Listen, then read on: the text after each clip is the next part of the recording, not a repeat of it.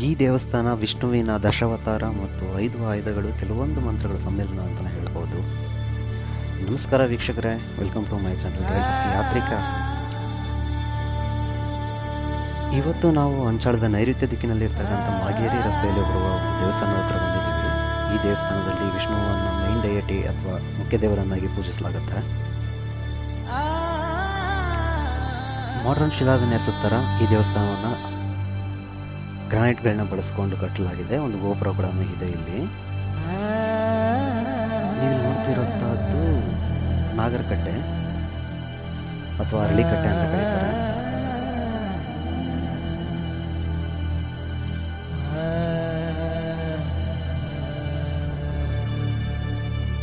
ಹಾಗೆ ಮುಂದೆ ಬಂದರೆ ದೇವಸ್ಥಾನಕ್ಕೆ ಒಂದು ಪ್ಲೆಸೆಂಟ್ರಿ ಒಂದು ಎಂಟ್ರಿ ಇದೆ ಅಂತ ಹೇಳ್ಬೋದು.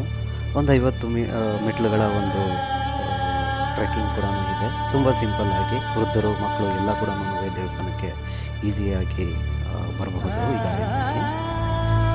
ಹಾಗೆ ವೈಕುಂಠ ಏಕಾದಶಿ ದಿನ ಮತ್ತು ಸಿಮಿಲರ್ ದಿನಗಳಲ್ಲಿ ಇಲ್ಲಿ ಒಂದು ವಿಶೇಷ ಪೂಜೆ ಕೂಡ ಮಾಡಲಾಗುತ್ತೆ.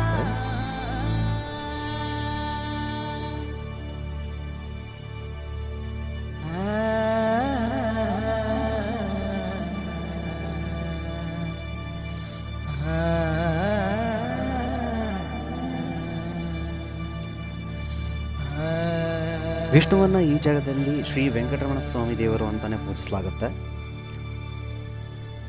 ಸುತ್ತಮುತ್ತ ಹಳ್ಳಿಗಳಿಂದ ತುಂಬ ದೂರ ಜಾಗಗಳಿಂದ ಭಕ್ತರು ಇಲ್ಲಿಗೆ ರೆಗ್ಯುಲರ್ ಆಗಿ ಬರ್ತಾನೆ ಇರ್ತಾರೆ. ಹಾಗೆ ಇಲ್ಲಿ ತುಂಬ ಮದುವೆಗಳು ಕೂಡ ಆಗ್ತಿರ್ತವೆ. ಈ ಜಾಗವನ್ನು ಮದುವೆ ಬಂಡೆ ಅಂತ ಕರೀತಾ ಇದ್ರು ಮುಂಚೆ. ಇತ್ತೀಚೆಗೆ ದೇವಸ್ಥಾನದ ಒಂದು ಜೀರ್ಣೋದ್ಧಾರವಾಗಿ ಆಗಿಂದ ಇದನ್ನು ಸಂಪೂರ್ಣ ದೇವಾಲಯದ ರೀತಿಯಲ್ಲಿನೇ ಮುನ್ನಡೆಸ್ಕೊಂಡು ಬರ್ತಾ ಇದ್ದಾರೆ. ಈ 8 ದಿಕ್ಕುಗಳಲ್ಲಿ ನೀವು ವಿಷ್ಣುವಿನ 5 ಆಯುಧಗಳನ್ನು ಮತ್ತು ಮಂತ್ರಕ್ಷತೆಗಳನ್ನು ನೀವು ನೋಡಬಹುದು.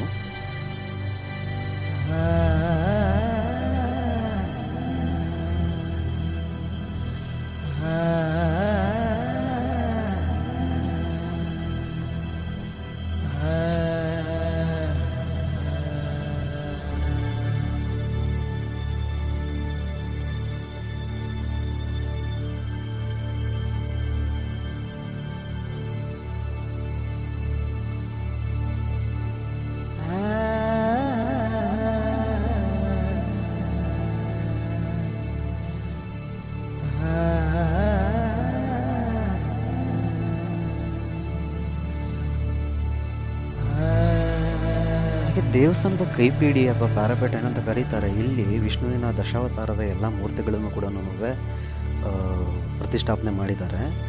ಮತ್ಸ್ಯ, ಕೂರ್ಮ, ವರಾಹ, ನರಸಿಂಹ, ವಾಮನ, ಪರಶುರಾಮ, ರಾಮ, ಕೃಷ್ಣ, ಬುದ್ಧ ಹಾಗೂ ಕಲ್ಕಿ ಎಲ್ಲ ಅವತಾರಗಳ ಮೂರ್ತಿಗಳನ್ನು ಕೂಡ ನಾವಿಲ್ಲಿ ನೋಡಬಹುದು.